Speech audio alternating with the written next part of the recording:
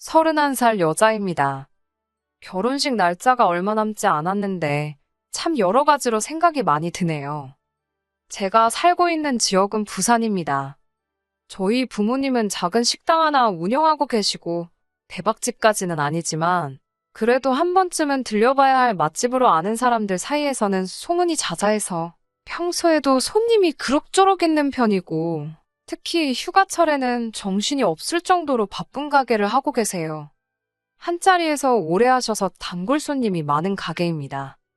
장사하는데 남는 거 없이 한다고 하면 당연히 거짓말이겠지만 그래도 가족들 먹는 밥이라 생각하고 운영하시는 철칙을 가지고 계셔서 생각만큼 많이 남기지는 않으세요. 그래도 성수기인 휴가철에는 회전율이 엄청나기 때문에 그때 버는 돈은 거의 남는 거라고 보시면 됩니다. 부모님이 장사로 돈을 어느 정도 버셨지만 진짜 돈을 번 건 사실 부동산이에요. 한참 장사 잘하실 때 그래도 큰 돈을 벌게 되셔서 두 분이 가게 접고 은퇴하시면 노후에는 유유자적하게 보내시겠다고 광안대교 보이는 바다 전망 아파트를 매매하셨고 세를 주고 있었거든요. 우스갯소리로 하는 말이지만 장사 40년에서 모은 돈보다 4년 사이에 아파트 값이 올라서 번 돈이 크다고 하실 정도로 집값이 순식간에 엄청나게 올랐습니다. 장사도 잘 되고 부동산으로 큰 돈도 버셨지만 코로나 시국에 손해를 많이 보셨어요. 영업시간 제한과 거리두기로 자영업자들 죽어나간다는 소리가 곳곳에서 들려오는데 저희 부모님 식당이라고 해서 그걸 피해갈 수는 없었지요. 평소 하던 장사에도 타격이 컸지만 가장 힘들었던 게 1년 중 가장 큰 돈을 버는 휴가철이 돼도 관광객 수가 줄어들었으니 그때 버는 돈이 주 수입원이었던 부모님 가게는 타격이 컸지요. 원래는 성수기 때 직원들도 더 뽑아서 쓰고 그랬는데 몇 달이면 끝날 줄 알았던 그 상황이 1년이 되고 2년째가 되니까 버티기가 힘들더라고요. 오래같이 일하신 분들도 결국 가게 사정 때문에 그만두시는 사람도 계셨고 아예 은퇴하시는 분들도 계셨어요. 그때 부동산은 한참 오르고 있었으니 솔직히 손해본 건 아니었지만 언제까지 지속될지도 모르는 상황에 한참 잘 오르고 있는 집을 정리해서 손해를 메꾸자니 세금으로 나가는 돈도 크고 이래저래 그게 해결 방안이라는 생각이 들지 않았습니다. 당시에 저는 원래 지역에 있는 중소기업에서 회사원으로 일을 하고 있었는데 처음에는 가게에서 손해보는 돈을 제 월급으로 대신 메꾸고 있다가 도무지 답도 안 보이는 상황에 결국 제가 회사를 그만두고 부모님 가게에서 일을 하기로 했습니다. 제 월급이 뭐 얼마나 대단한 돈도 아니고 제 월급으로 다른 직원들 인건비 내주는 상황이었으니 부모님 입장에서는 직원 수를 줄이고 제가 일하는 편이 덜 손해를 봤기 때문이었어요.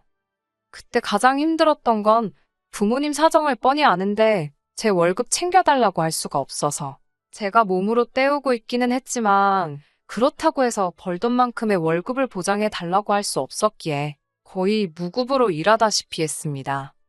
결혼을 준비하고 있던 남자친구는 원래는 서울 사람이고 다니던 회사가 지사가 있었는데 그게 부산에 있었어요. 코로나 시국이 오기 훨씬 전부터 혼자 부산에 내려와서 살고 있었고 어쩌다가 인연이 닿아서 연애를 시작하게 되었습니다. 남자친구는 제가 부모님 가게를 돕는 걸 반대를 했어요. 제 월급이며 모아둔 돈까지 부모님 가게로 들어가는 걸 알고 있었는데 솔직히 그 상황을 반기는 사람이 어디 있겠어요. 거부감을 느끼는 건 당연하다고 생각했습니다. 더군다나 남자친구나 저나 서로 나이가 있는지라 결혼 이야기가 본격적이지는 않았지만 오고 가고 있던 상황이었으니 제가 돈을 더 모으는 상황이 아니라 그나마도 모아놓은 돈을 계속 까먹고 있는 상황에 솔직히 결혼 이야기는 물 건너갔다고 생각했습니다. 부모님께서는 항상 그 상황에 대해서 제게 늘 미안하다고 하셨고 제가 들였던 돈은 노후 대책인 아파트를 팔아서라도 꼭 갚겠다고 하셨기에 솔직히 부모님이 제 돈을 떼먹을 거라 생각하지는 않았습니다만 남자친구의 경우에는 항상 가족끼리 돈으로 얽혀서 좋을 것 없다면서 이 상황을 부정적으로 받아들이고 있었어요. 제 돈이 못해도 4천만 원 정도 묶여버린 상황이었거든요. 애초에 남자친구 계획은 저희가 결혼하게 된다면 서울에 있는 본사로 복귀해서 서울에서 결혼 생활을 하고 싶어 했기에 더더욱이 돈 한 푼이 아쉬운 상황에서 특히 제가 회사를 그만두고 부모님 가게에서 일을 시작하기로 했다는 말을 들었을 때는 거의 헤어지자는 소리까지 들을 뻔했습니다. 그러던 와중에 부모님께서 제안을 해오셨어요. 노후 대책으로 가지고 있는 집에 일단 신혼집으로 쓰면 어떻겠냐고 제안을 하셨습니다. 혼수나 그런 것들은 다 채워줄 것이고 가정가구 같은 것들이야 나중에 저희가 정말 서울로 삶의 터전을 옮기게 된다면 그냥 가져가기만 하면 되는 부분이었으니 말이지요. 그리고 상황이 나아진다면 부모님은 제 돈을 제일 우선순위로 해서 갚아줄 것이고 최후의 최후까지 다른 방도가 없다면 집을 팔아 돌려주면 되지 않느냐고 말씀하셨습니다. 부모님을 돕고 있던 그 상황을 반대하던 남자친구는 부모님의 제안이 나쁘지 않다고 생각했는지 그렇게 하자고 했고 그때부터 천천히 결혼 준비를 시작하게 되었습니다.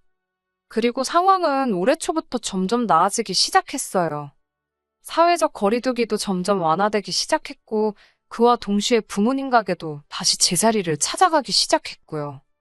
올해 여름에는 다시 휴가철을 맞아서 가게에 대기표까지 받아서 식사를 하고 가는 손님들까지 생기기 시작했고 직원이 모자라게 되어서 새 직원까지 뽑아가며 장사를 하게 되었습니다.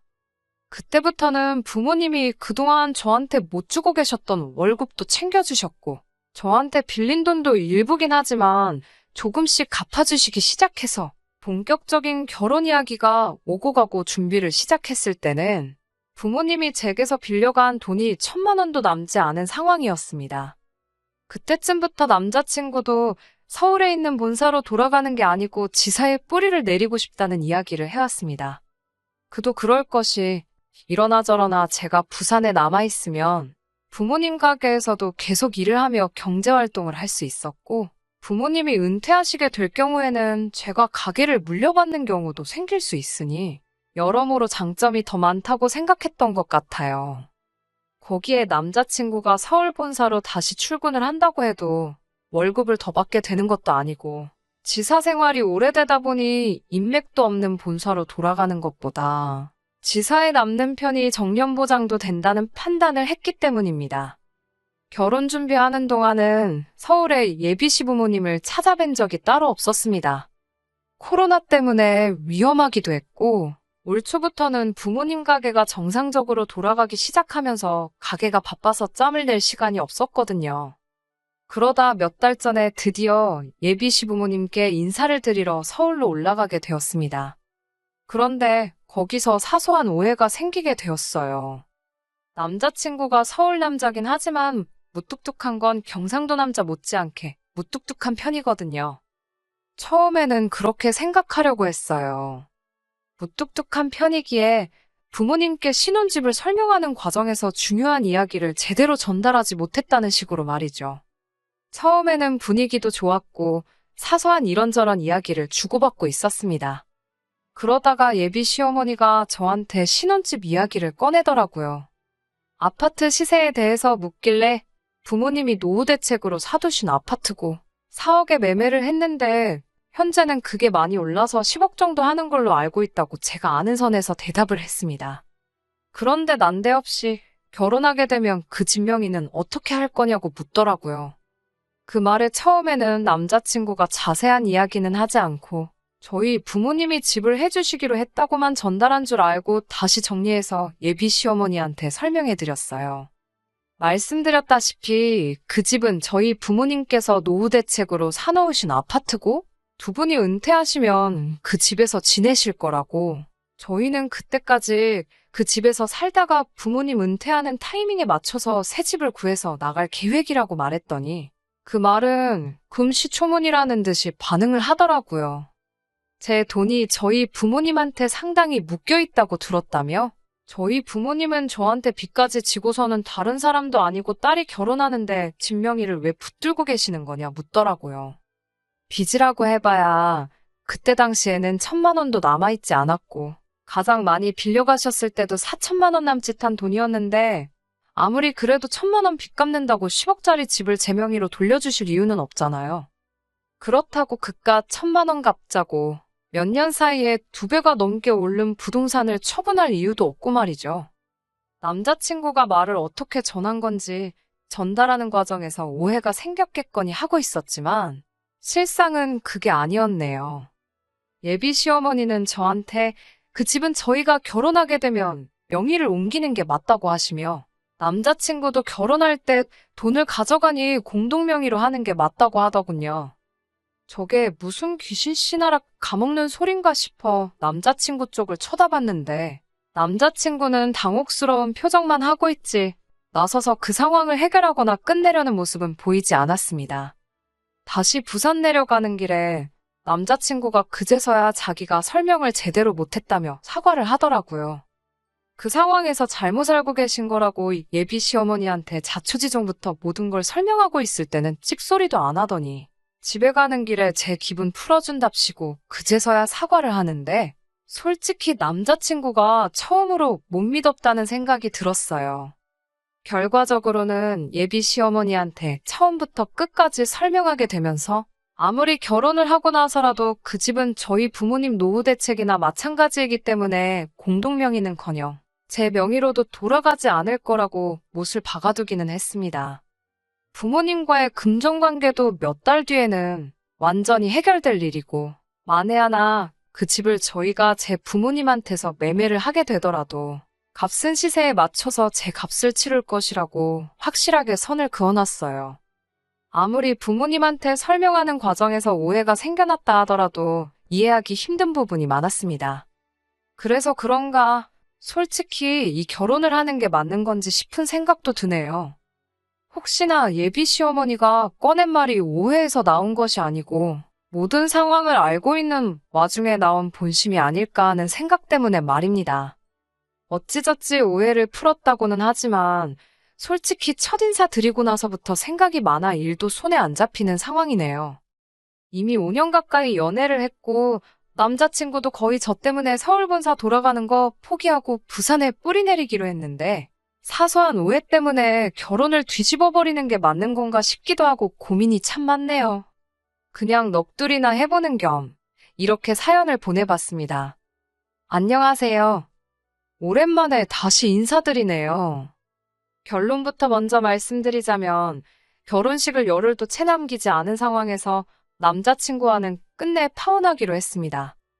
애초에 그런 오해가 생긴 뒤로 파혼 생각을 안 한 것도 아니지만 오해도 풀었고 그동안 길게 만나온 시간도 있으니 좋은 게 좋은 거라고 생각하기로 했었거든요. 그런데 실상은 그게 아니었네요. 애초부터 저나 저희 부모님을 아주 물러보고 있었던 겁니다. 오해 풀고 나서 결혼 날짜까지 잡았고 결혼 준비 하나씩 해나가고 있었어요. 식은 부산에서 올리기로 했습니다. 아무래도 남자친구도 직장 생활을 내내 부산에서 해왔다 보니 가족 친지분들 서울에서 부산 내려오는 버스 대절해드리고 식은 삶의 터전인 부산에서 올리는 게 맞다고 합의를 했었거든요. 식 날짜까지 잡아놓은 상황에서 전세로 살고 있던 분들이 나가게 되면서 집이 빈집이 되었습니다. 그 와중에 어찌저찌 부모님이 저에게서 빌려간 돈은 전부 돌려받았고 부모님께서 어차피 고쳐서 살 집인데 저한테 그동안 빌렸던 돈도 있었고 하니 이자 내주는 셈 치고 리모델링하고 인테리어를 해주기로 하셨어요. 어차피 언젠가는 부모님께 돌려드려야 할 집이었지만 그래도 신혼집이었으니 인테리어는 최대한 저희가 원하는 대로 하게 되었습니다. 원래도 신축에 가까운 아파트였는데 리모델링 해놓으니까 더 번지르르해졌더라고요. 특히 통창으로 보이는 바다 전망이 정말 멋지고 밤에는 맘대로 야경이 너무 좋더라고요. 당장 들어가서 살아도 되지만 그래도 시골리고 신혼여행 다녀온 후에 의미 있게 들어가서 살려고 입주는 따로 안 하고 있었어요. 그런데 예비시모한테 전화가 왔어요. 예비시부모님과 결혼한 예비신우 부부까지 해서 당장 내려오겠다는 겁니다. 결혼식이 2주하고 며칠 정도 앞두고 있는 상황이었는데 뭐 때문에 오려는가 했어요. 그런데 당신들부터 예비신우 부부까지 올여름에 휴가를 못 다녀왔다며 결혼식 하는 김에 부산에 먼저 내려가서 휴가 좀 즐기다가 결혼식 참석하고 가겠다고 하는 겁니다. 다른 하객들이야 여전히 버스를 대절한 상황이기에 문제가 없었고 미리 와서 쉬다 간다는데 제가 못 오게 할 이유도 없었지요. 그러시냐고 했는데 난데없이 집 비밀번호를 알려달라고 하더라고요. 신혼집 비밀번호가 왜 필요하시냐 물었는데 자기들 2주간 머물 곳은 있어야지 않겠냐며 거기서 먹고 자고 하겠다고 하는 거예요. 듣다 보니 너무 황당하더라고요. 아무리 그래도 신혼집 가구며 혼수 다 새 것으로 준비해놓았고 남자친구 짐은 아직이지만 제 짐은 이미 다 들어가 있는 상황이었거든요.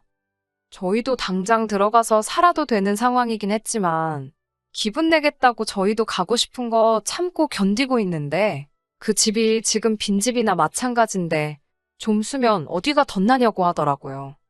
그건 조금 어려울 것 같다고 말했더니 빈집 가지고 뭘 야박하게 구냐면서 예비 시부모가 쓰겠다는데 어떻게 거절을 할 수가 있냐면서 저한테 뭐라 쓴소리를 하더라고요. 해명할 필요까지 있나 싶었지만 그래도 그 집이 빈집인 이유를 설명하려는데 기분 나쁘다고 당신 할 말 다 하더니 전화를 그냥 끊어버리는 겁니다. 어이가 없어서 저도 다시 전화 안 했지요. 그런데 얼마 안 있어서 남자친구한테 전화가 오는 겁니다. 지 엄마한테 연락받았다고 하면서 저보고 왜 그러냐는 거예요. 살림이며 내 옷이며 다 들어가 있는데 솔직히 불편하다고 했어요. 아직 그 집에서 살 우리도 하루도 안 지낸 곳인데 새 가정가구며 쓰게 하고 싶지도 않고 혹시나 뭐 망가지거나 흠집이라도 생기거나 내 물건이라도 하나 없어지면 싫은 소리 해야 될 수도 있지 않냐고. 휴가차 오시는 거면 솔직히 부산에 관광호텔이 얼마나 많은데 좋은데 잡아드리면 되는 거 아니냐 했습니다.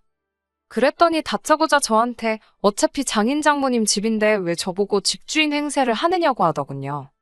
저희 부모님이 우리를 그 집에서 살게 해주신 게 다 한가족이라 해주신 것 아니겠냐고. 다른 사람도 아니고 이제 한가족이 되는 사람들인데 왜 남처럼 대하냐고 하면서 집 가지고 제가 갑질을 하려고 둔다는 거예요. 그리고 그런 저희 마음 씀씀이가 결국에는 제가 저희 부모님을 욕보이는 거나 마찬가지라고 하는 겁니다. 저희 부모님을 욕보이는 일이라길래 저희 부모님한테 곧바로 전화를 걸었어요. 이러이러한 상황인데 어떻게 해야 물으니 저희 부모님도 그건 아닌 것 같다 딱 잘라 말해줬습니다. 남자친구 표정이 말이 아니더군요. 이미 다 정리된 상황인데 불만이 아주 많다는 듯 계속해서 궁시렁대더라고요. 저희 부모님이 예비시가족 머물 숙소를 구해줘야 한다는 겁니다. 그것도 바다 전망 보이는 아주 고급 호텔 이야기를 하면서요. 왜 그걸 우리 부모님이 내셔야 하냐 했더니 저랑 저희 부모님이 자기 가족들을 집에서 머물지 못하게 어깃장을 부리고 있으니 우리 가족들은 부산 내려와서 어디서 머물러야 되냐 이런 소리나 하고 있는 겁니다. 애초에 결혼식 때 서울까지 버스 대절 비용도 저희 쪽에서 내는 거 아니냐 예정된 것도 아니고 불쑥 찾아온다는데 그 비용을 왜 우리 부모님이 돈을 써야 하는 거냐고 했지요. 누가 봐도 억지를 부리는 건 자기 자신이었으니 남자친구도 더는 할 말이 없었나 봐요. 그러면 그냥 오지 말라고 한다고 하면서 예비 시부모 바람 맞히는 게 앞으로 네 결혼 생활에 어떻게 돌아올지 두고 보자고 하는 겁니다.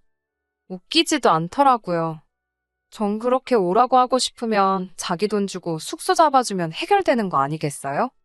그런데 끝까지 지 돈 쓰지도 않고 자기 돈까지 써가면서 자기 가족들 2주 동안 부산 구경 시켜주는 게 수지타산에 안 맞는다고 생각한 건지 끝내 제 앞에서 예비 시부모님한테 전화해서 그냥 오시지 말라 하더군요.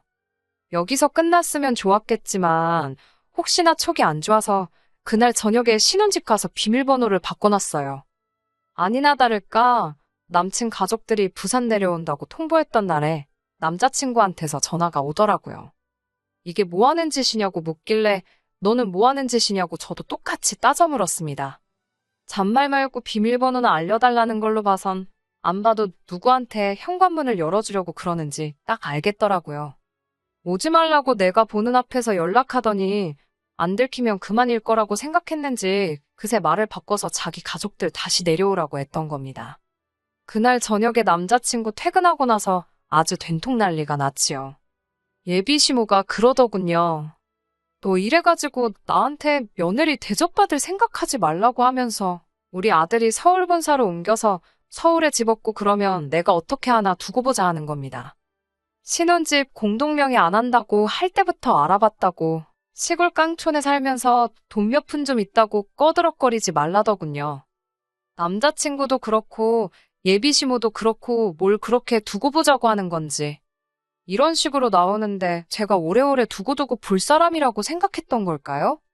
애초에 남자친구가 부산에 뿌리 내리기로 해서 저도 결혼 생각을 한 건데, 이제 와서 서울로 다시 올라간다는 이야기를 하는 것도 어이가 없더라고요. 안 봐도 뻔하죠. 기댈 곳도 없고, 솔직히 이제 경력도 단절돼서 취직도 못하는 제가 서울 올라가서 뭐 하겠어요? 결혼하고 나서 남자친구는 말 바꿔서 서울로 저 데리고 올라갈 계획인 거고, 지독한 시집살이가 예정돼 있는 건 안 봐도 뻔한 일이잖아요.